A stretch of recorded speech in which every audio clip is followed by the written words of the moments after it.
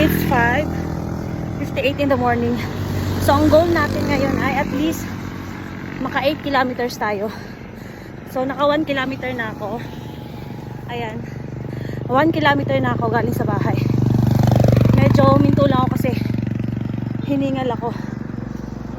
Kasi medyo paahon dito. Ayan. Medyo paahon. Pero after neto, dire-diretso naman na tayo. So, let's go.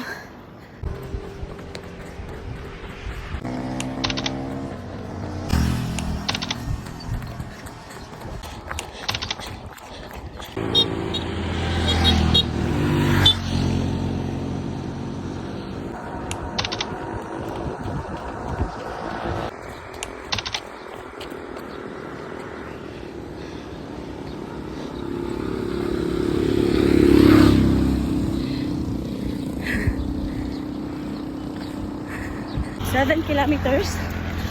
1 kilometer more.